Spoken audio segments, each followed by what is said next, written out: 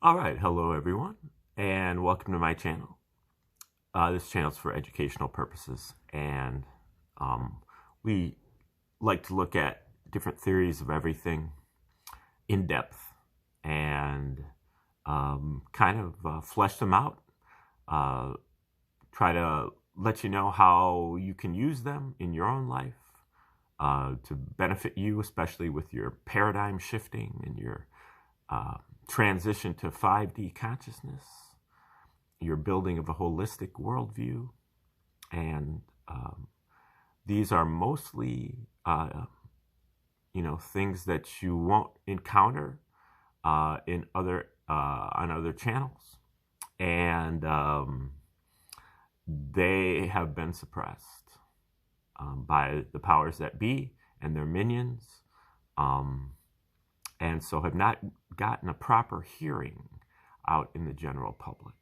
Today is our 467th video that we've done on the reciprocal system of theory from Mr. Dewey Bernard Larson. And Mr. Larson was an American engineer, and around 1959 he proposed his two fundamental postulates about how he believed the universe operated, and then elaborated those postulates through a process of deduction, where he went through a kind of a if this then that approach to arrive at a theoretical universe.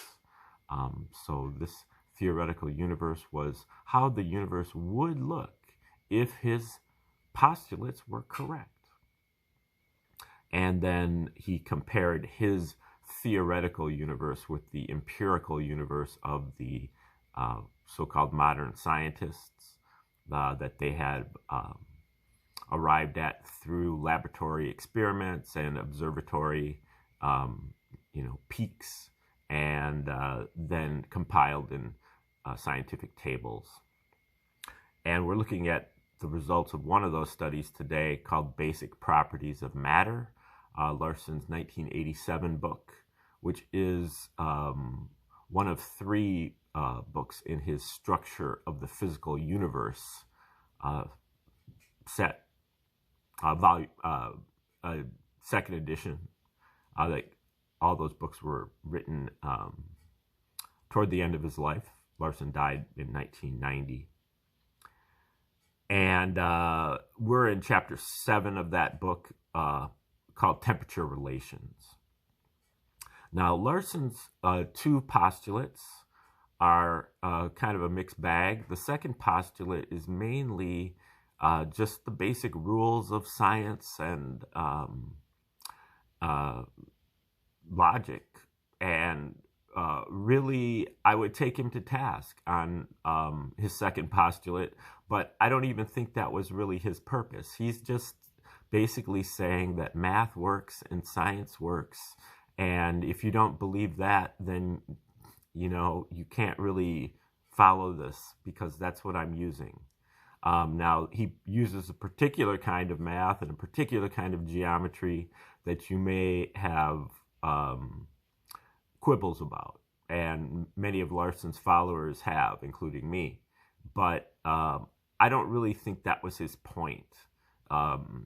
His point was, I'm using my I have my first postulate, and I'm going to go through my process of deduction to arrive at a theoretical universe using the second postulate. And so the second postulate reads that the universe conforms to the relations of ordinary commutative mathematics. Its primary magnitudes are absolute, and its geometry is Euclidean. And so, for those of us who are 21st century people, we might be more interested in a more exotic kind of geometry, a more exotic kind of math. But I don't think that was really, and Larson knew about, he knew about non-Euclidean geometries and non-commutative mathematics. But I believe, and I think he's right about this, that that's just kind of splitting hairs, okay? That's not what he's talking about. He's just talking about going through a process of deduction. And he talks about this when he's talking about probability here in this chapter that we're looking at.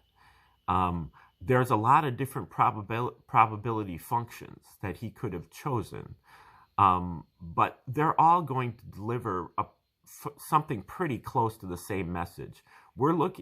Larson is doing an introductory study here. This isn't the last word. He's doing an introductory study, and so we don't need to have the fine structure figured out. We're just trying to get to a relatively accurate portrayal of these postulates and their consequences. We don't need to have it down to the millionth of a part. Just as long as we can get it down to the thousandth of a part or something, then we can kind of determine whether the postulates make sense, and then we can really dig in and figure out, okay, well, if we're using this probability function, is it more accurate than this other one? They're all going to give, pretty similar answers. Okay, and so I think that the same is true with Euclidean geometry. Dr. Bruce Perret proposes using projective geometry instead of Euclidean geometry, and I actually agree with Perret, but Larson still is able to accomplish what he's trying to accomplish using Euclidean geometry. Euclidean geometry is a subset of projective geometry. I think that another candidate would be synergetic geometry. And I think that Buckminster Fuller is in some ways beyond Larson when he's talking about this, because even Larson himself, when he's talking about having the nature's reference system or the natural reference system, he's referring to the stationary reference system that we generally use, but Fuller is talking about using nature's coordinate system. So where we're using tetrahedrons and octahedrons as opposed to cubes in figuring out our geometry. And Fuller is saying that this is the coordinate system that nature actually uses. So perhaps Larson maybe needed to go another step, not only adopting nature's reference system, but also nature's coordinate system. So anyway, that's the second postulate. The main gist of this is in the first postulate. The universe is composed entirely of one component, motion, existing in 3 dimensions, in discrete units, and with 2 reciprocal aspects, space and time. So Larson attempts to build his universe on motion, not matter, not energy, but motion. And for Larson, motion was what he called a scalar motion. Scalar motion is a motion that has a magnitude but has no specific direction. You can envision a scalar motion with a balloon that you put dots on. Blow up the balloon, all the dots are moving away from each other, but they're not moving in any specific direction. Really, each dot is moving in all directions, away from every other dot, and really away from every other location on the surface of that balloon. And if you suck in the balloon and it contracts, then all of the dots will be moving toward each other.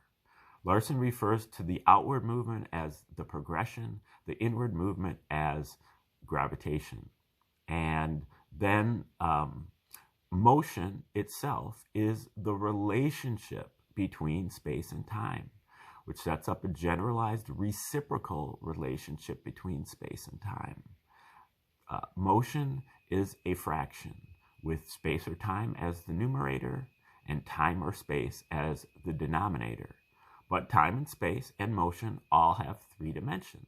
So you can have multiple exponents in your space and time coordinates for all of your basic units, scientific units, such as matter, energy, speed, acceleration, force, pressure, power. These are all fractions with space or time as the numerator and time or space as the denominator, because they are all motion. They're all different kinds of motion. Matter is a kind of motion. And so that's another thing with the reciprocal system, is that you have to get with the idea that motion is primary to anything moving. So you have to be able to conceive of a universe that has motion without anything moving, or motion before anything moving. So in your empty universe, you still have this progression, and the progression is omnipresent and eternal. It's occurring in all times and all places. And that progression actually occurs in discrete units. Another part of his postulate there. Motion, space, and time occur in discrete units. And the progression is at the rate of 1 unit of space per 1 unit of time. And that's occurring at all times, in all places, eternally. Larson calls that the progression of the natural reference system, as opposed to the stationary reference systems, which are abstracts. The spatial reference system, we have 3 dimensions of space, x, y, z coordinates, up and down, left and right, side to side, or forward and back. And then we have time progressing as if it is on the surface of an expanding balloon. Time is always getting later and later and later, but in no specific direction. Now, by the reciprocal postulate, time and space not really existing in and of themselves, but only existing together in a reciprocal relationship in motion, we also have what he calls the temporal reference system. And this is 3 dimensions of time in a still frame, with space still progressing in a scalar manner. Like on the surface of an expanding balloon, space is always getting farther and farther and farther apart. But time has become abstracted and is still, and is, seen as 3-dimensional. So these are stationary reference systems, the spatial reference system and the temporal reference system. And these are where scientists make their measurements, particularly the spatial reference system. But Larson says, and he makes his measurements from the natural reference system, the progression of the natural reference system. So whenever he's making his measurements, unless he's abstracting and using the spatial reference system, he's not saying that it's useless. He's just saying that, it's not the one that nature's using. And also this 1 unit of space in 1 unit of time is also known as the speed of light. So the speed of light is 1 unit of space in 1 unit of time. And so all of our quantities there, the units, matter, energy, speed, pressure, they all come in units. They are all quantized. They all come in discrete units. Okay, so you have that progression, the speed of light outward in all directions, from all locations at all times. And that is the midpoint of the universe, or the null point, or what Larson calls the state of rest of the universe of motion. That means that half of the universe is actually moving faster than light.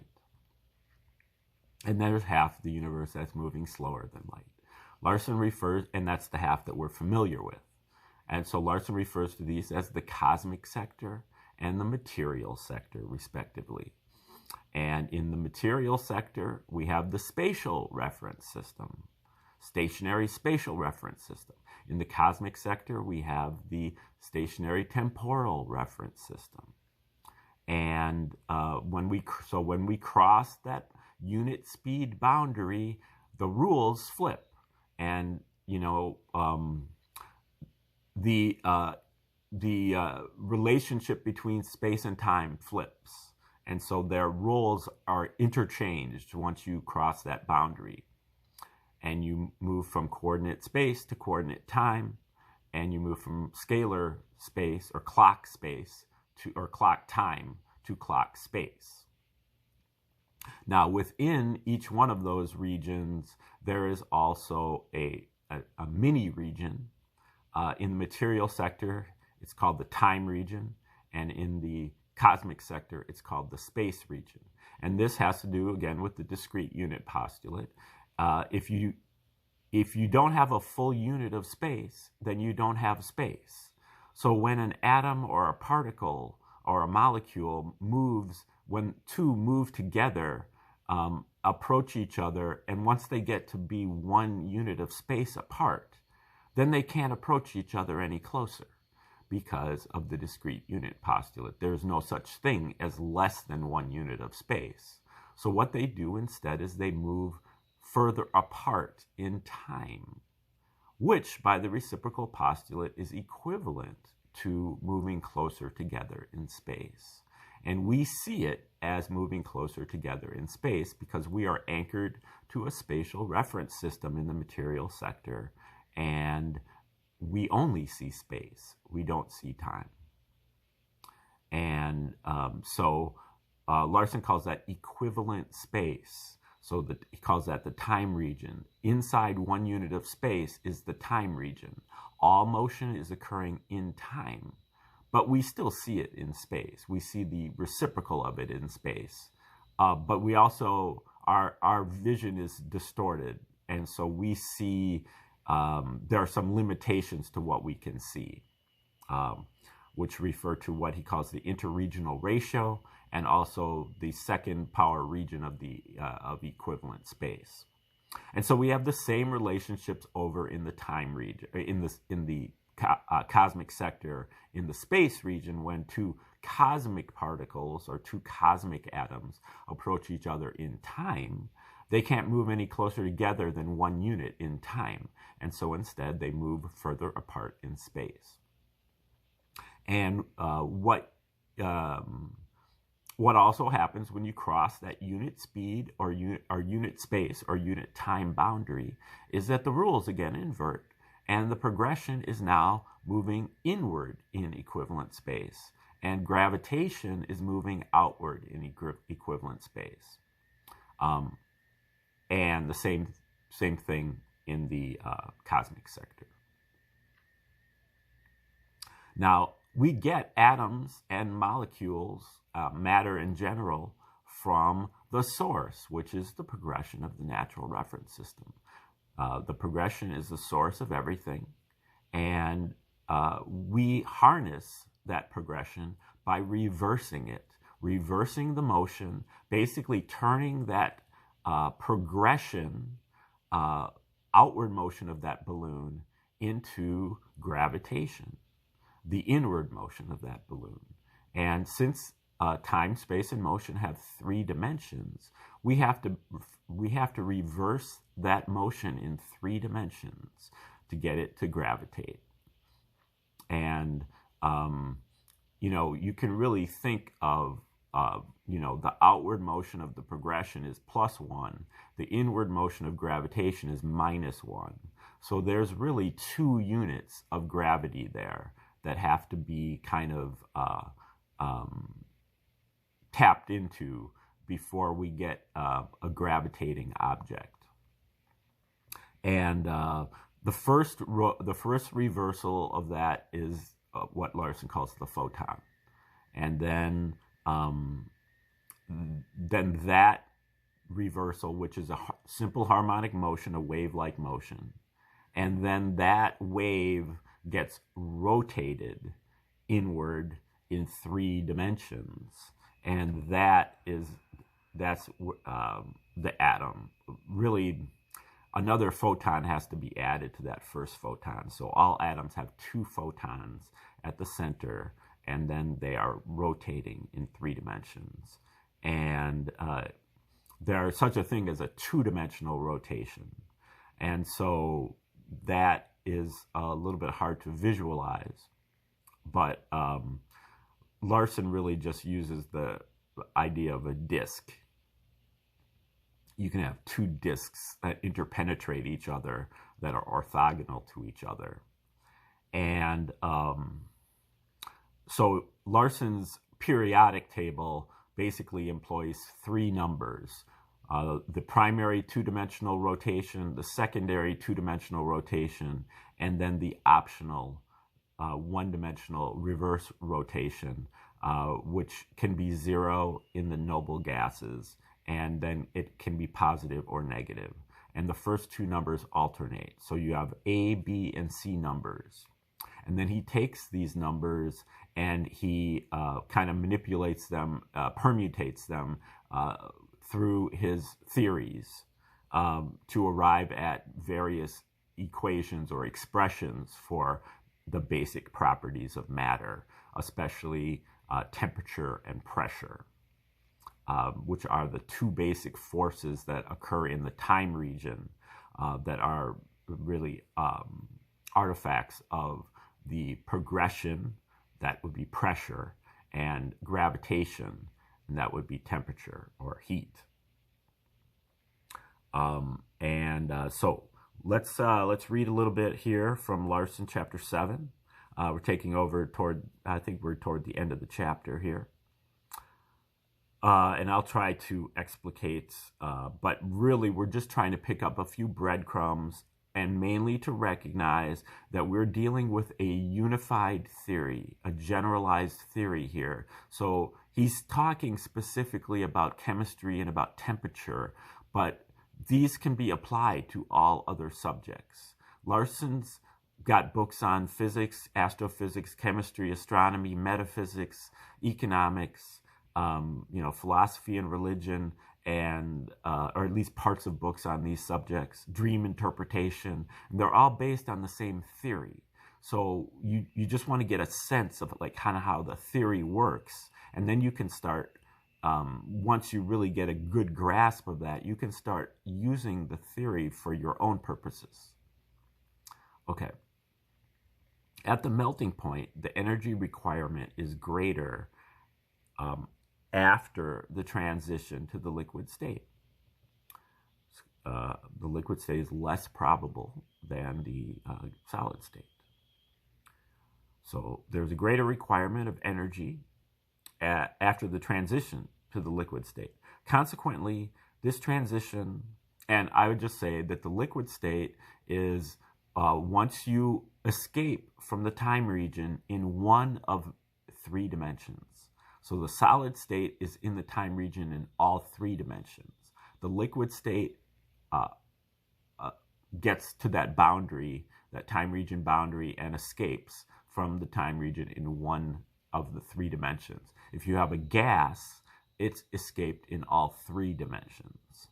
And so now it's completely out into the generalized material sector, which is what Larson calls the time-space region. Okay, consequently, this transition does not take place until it must, because there is no alternative. Again, that's because of probability relations. A return to one-dimensional internal thermal motion is an available alternative that will delay the transition.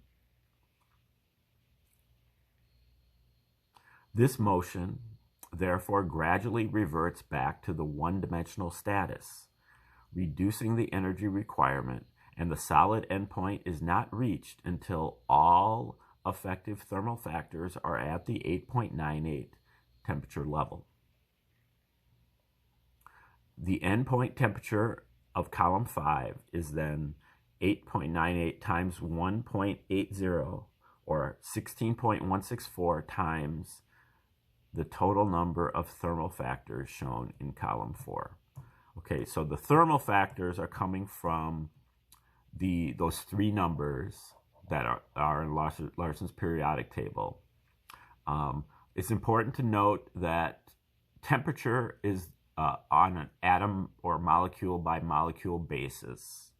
It's not the result of an aggregate. An aggregate is an average of the temperatures of all of the molecules in the aggregate. But each molecule has its own temperature. And each atom, each kind of atom has its own curve, a specific heat curve, which is really the amount of heat that you have to add to a particular kind of matter in order to heat it up by a certain temperature.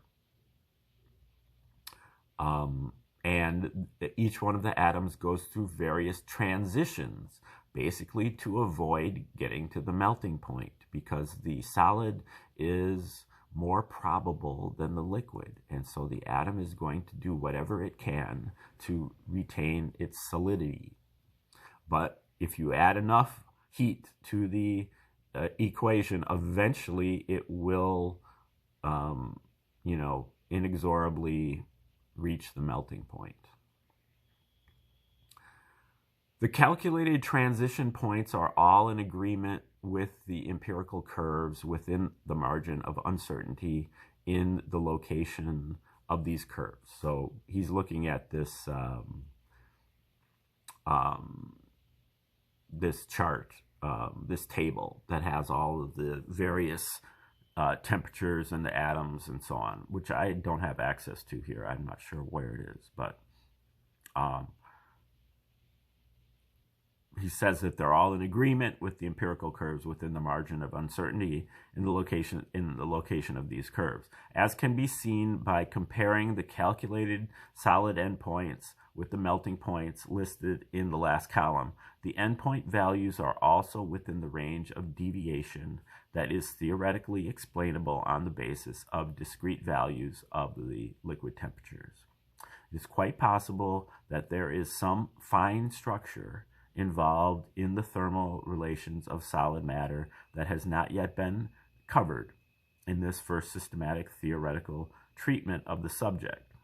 Aside from this possibility, it should be clear from the contents of this and the two preceding chapters that the theory derived by development of the consequences of the postulates of the reciprocal system is a correct representation of the general aspects of the thermal behavior of matter. Okay, so that is the end of the chapter. We are further along there than I thought.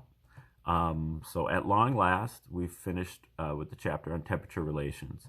I just would say that temperature is the is a quantity of the atom or the particle or the molecule, and that each one has its own curve, and they all transition into kind of different rotations, which alter their curves, alter the kind of the efficiency of heat transfer, and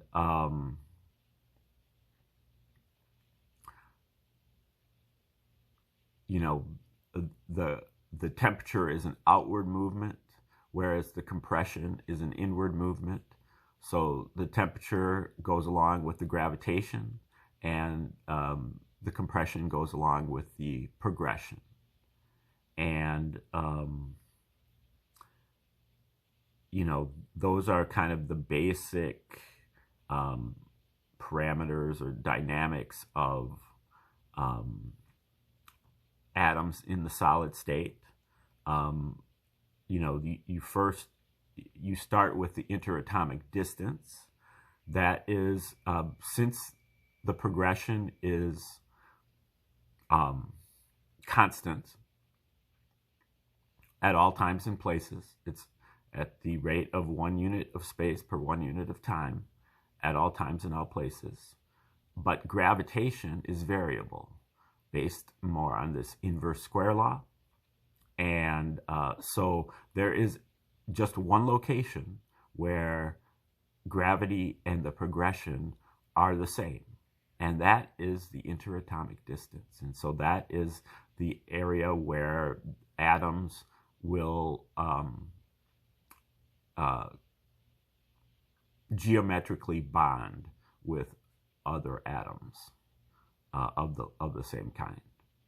And so every different kind of element has an interatomic distance. Larson dealt with that in chapters 2 and 3 of this book. Also,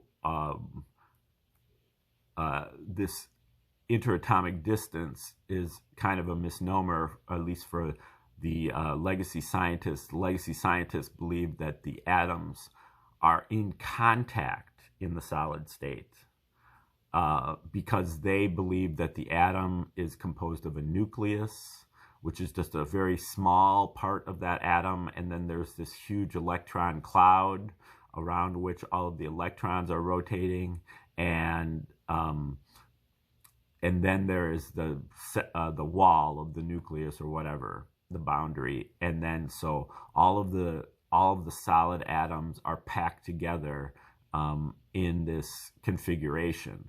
But in Larson's world, there is no nucleus of an atom, and there is no electronic cloud of the atom.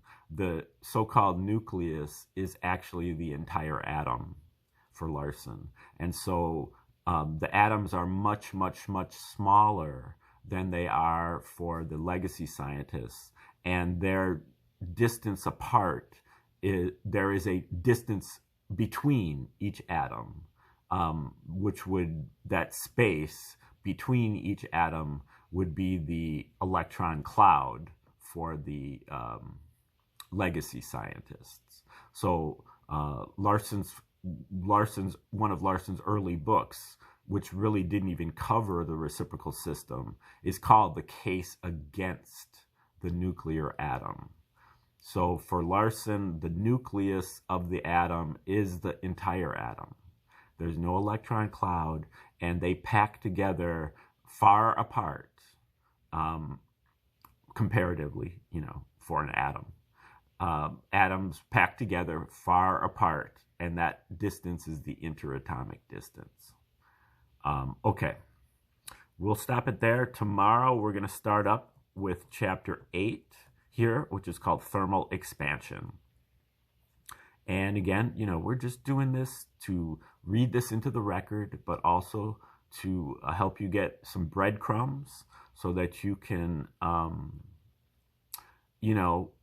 kind of understand the way that Larson is approaching this study, and to be able to recognize that this is a generalized theory, and so it applies to every subject. So we're not just learning one pigeonholed topic, we're learning how to apply it to other topics as well. All right, thanks. Have a